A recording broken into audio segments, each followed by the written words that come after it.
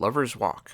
Spike returns to Sunnydale, and everyone else deals with their dumb relationship drama. We open with Willow lamenting her SAT scores, and everybody is surprised that Buffy scored so high, including me. Yeah, we've already established that she doesn't do well on tests, and equates studying with wasting time at the Bronze. And she's an idiot. Cordelia says it's Buffy's chance to get out of Sunnydale, because who would ever want to come back? And we cut to Spike driving through the sign that he drove through back in school hard. But this time he stumbles out drunkenly. So it's already a step in the right direction for this episode. Turns out Drusilla left him, and he's all mopey.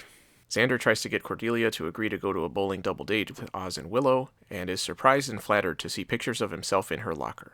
Oz gives Willow a witch Pez dispenser, and clearly shows he knows nothing about Pez when he says they don't make werewolf ones. I thought he was supposed to be smart. I actually looked that up, and the only thing I could find was a Wolfman Pez dispenser from the 60s. Yeah, so he's wrong.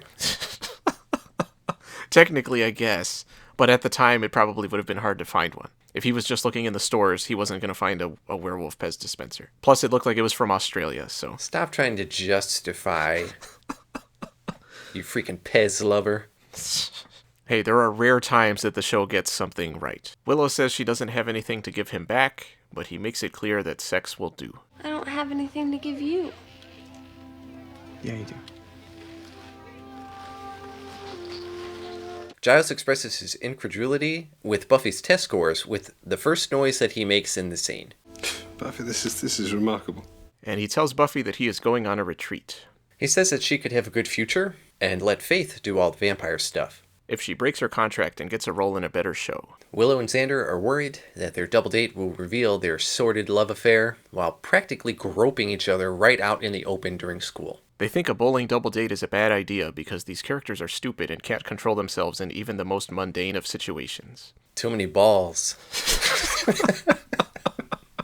Buffy talks to Joyce about leaving for college, and Joyce asks what could be keeping Buffy in Sunnydale.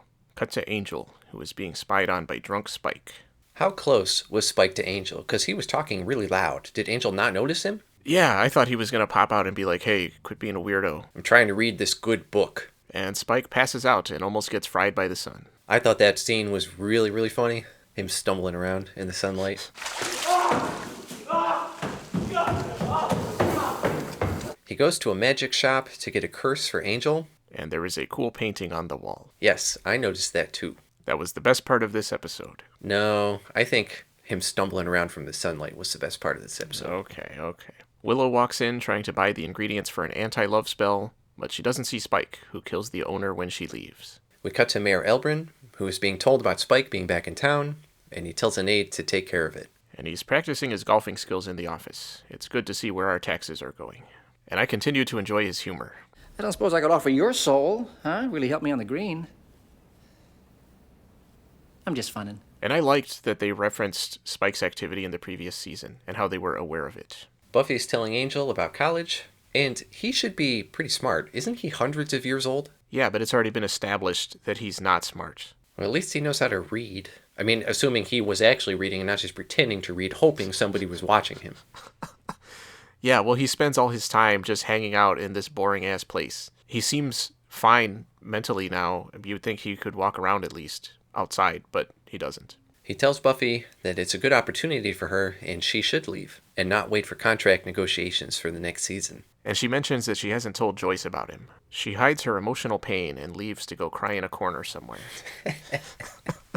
Willow's working on her anti-love spell. In the high school, because where else would you do it? And she's invited Xander, who eventually figures out what she's doing. And chastises her for playing with the dark arts.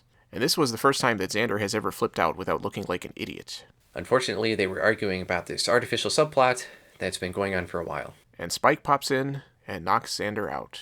Good. And Spike says Willow is going to cast a love spell to make Drusilla love him again. And he takes them to his hideout, where he pours his heart out. He gets all blubbery about how they broke up, and he threatens to eat Willow, but she agrees to perform the spell if he doesn't. But she needs more ingredients. Cordelia and Oz interrupt Buffy's jump roping to show her the mess in the lab, and she sends them to find Giles at his retreat.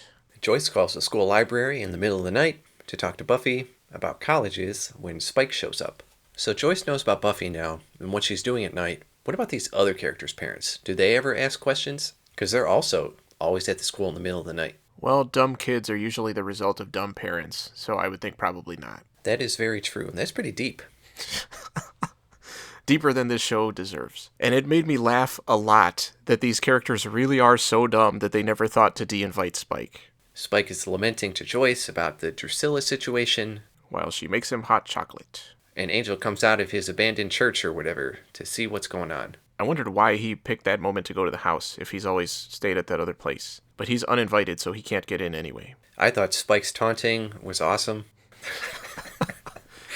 Joyce tells Angel to leave, but Buffy shows up, grabs Spike, and invites Angel in. And she shows the ability to switch hands between shots, which was very impressive. Joyce is very confused because she hasn't been around for a while and doesn't know all the good, bad changes that have been going on. And some of it was pretty funny. You took Willow.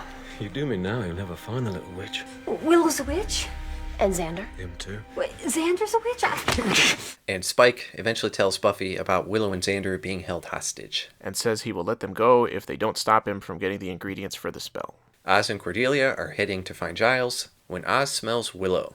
So they go to look for her. Buffy and Angel go with Spike to the magic shop, and he reminisces on the way about killing people with Drew. I thought the homeless guy part was pretty funny. We killed a homeless man on this bench. And he and Drew. Once they get there, Spike starts moping, which Buffy ironically calls him out on. And then he logically turns it back on her and Angel about their relationship. And he makes a big, dumb, Guinan or maybe even Picard-level speech about how she and Angel will always love each other, as if he knows them and their relationship really well. Oh, so you're going to mix in the show I'm editing with the show you're editing. Is that how it is? Yeah, we're trying to do some cross-marketing here. Just because mine have more views, you're all jealous. Doesn't mean you need to drag it into here. Willow is trying to break out of the factory basement when Xander, who is unfortunately alive, wakes up. And Willow briefs him on their predicament. They believe they are going to die, so they make out. And that's when Oz and Cordelia walk in. Cordelia decides it's too much to take and tries to escape the show, but the writers cause the stairs to collapse under her. And she pulls a trinity. And somehow there is no blood on the piece of rebar. They must have run out of money. Or blood. On the way back to the factory with the ingredients, Spike, Buffy, and Angel run into a group of vampires sent by Mayor Elbrin. And there's a pretty good fight right out in the street, although it takes Buffy forever to get around to staking anyone. Does nobody ever walk around this town at night? Would you? All the time. Are you kidding? There's so much cool stuff. You got mantis people, you got vampires, you got... Giant CGI wasps. Yeah. They end up holding up in the magic shop, but the vampires start getting in. Sexist werewolf hunters. And Buffy and Angel end up chasing them off by throwing holy water at them, which didn't kill them like I kind of expected it to. I thought it was funny that they were trying to break through that window the whole time, while other vampires had already broken in other ways. And after the fight, Spike says he's going to man up and assertively win Drusilla back. By torturing her until she likes him again. Xander gets down to where Cordelia is, but she dies. Good. We see the funeral, but it turns out it's not Cordelia's. Damn. Buffy and Willow walk by saying that Cordelia is okay because none of her vitals were punctured. I guess that explains why there was no blood on the rebar. But what was the point of this misdirect? It feels like a huge mistake that doesn't add anything but fake drama. And again, we get more than enough of that already. And it didn't even dedicate a lot of time to it because, for a main character supposedly dying, they held on her for about 10 seconds. They could have just left it out because it doesn't make any sense. Yeah, that's true. I mean, even compared to everything else in this show. Willow says she feels really bad about everything. Which she should. Yeah, because nobody likes a witch.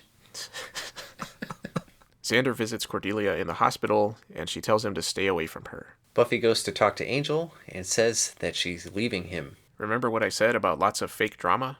And Angel says there has to be a way they can still see each other. Have you heard of Skype? I'm just kidding. Skype wasn't invented back then. And Buffy says, Tell me that you don't love me. Angel doesn't say anything, and Buffy leaves to go back to Scott. I need someone in my life who's really boring and just doesn't make any impact on anybody ever. Because that makes you feel more interesting. I thought you were scot-free. We get a montage of everyone being sad and moping. But it was a missed opportunity to have Oz actually playing the sad guitar music that we heard over everything. They could have done a dissolve between every other character and him on his guitar. Just go back to the next character, Yeah, the only person who isn't sad is Spike. who drives off while jamming out to Frank Sinatra. So at least one person got a happy ending. Lover's Walk. Overall, This episode reminded me of why Spike was awesome when he first showed up. He was the best part of this episode too, and it was a downer that he's already gone. His hungover stumbling to the car was the best part of this episode, in my opinion. And Buffy would not have scored that high on any test, let alone the SAT. The entire show up to this point has been how she sucks at school and is not smart. They really couldn't think of any other way to provide her with a potential future. Completely unrealistic. Is that going to be a thing now? Buffy being really smart all of the time? I can't really see it. thanks for stealing literally half of my entire wrap-up. That's the benefit of getting to go first, because you do it every week with Star Trek. Did anybody ask Faith if she would be cool with letting Buffy leave and have to do all the vampire stuff by herself? Multiple characters said, Faith can take care of it, but nobody asked her. And I'm still wondering where Amy is, the other, more effective witch in Sunnydale. For a main character supposedly dying, they really didn't dedicate any time or effort to Cordelia being stabbed through the gut. And now everyone's relationships are fractured and broken. I'm glad that's all out of the way, and we'll never have to deal with any relationship issues again. Get back to the cool stuff like Mayor Elbrun and Mr. Pitt. Spike alone made this episode worthwhile. The rest of it, I could do without. This should have been called Spike Returns, or The Empire Spikes Back, or something cool like that. That doesn't make any sense. But his involvement made me raise this one up to a B-. Alright, I give it a C+. I also questioned how the hell Buffy did so well on the SAT. Cordelia doing well on tests was something that had already been established in kind of a joke way, so that was fine. But they have established that Buffy doesn't do well on tests. Specifically, they have said that multiple times. And we've seen that she doesn't know how to study, we've seen that she's an idiot. Why didn't Giles want them to investigate that? I guess it must have just been the effects of the Hellmouth. It was cool to see Spike come back, and I'm glad that his reason for coming back wasn't some big plan to end the world or kill Buffy. It was a nice change of pace. I also liked his interactions with Joyce. Unfortunately, it all tied in with the Buffy Angel stuff and the Willow Xander stuff. At least the Willow Xander stuff is out in the open now. Hopefully that can stop being a running subplot. Yeah, right. And Buffy is finally done with Angel. Again. Maybe this time it will last more than 2 episodes. She'll probably have a dream with him in it before the titles of the next episode. At least we'll be going back to Scott so he can get some more development. But the worst thing about this episode was that dumb Cordelia fake out, which made no sense, was voided as soon as it happened. I mean, what the hell was the point? What were they trying to get at with that, other than just a cheap, dumb, emotional little thing that ends up not mattering? Yeah, she could have just fallen and hurt herself. She didn't have to. Yeah, having her end up in the hospital and breaking up with Xander was enough. So this was pretty much a big, dumb relationship episode. Just like you, I thought Spike was really the only good part of it. Giles knew better. He's like, I'm piecing out of this one because I'm tired of the shit. If only I had done the same.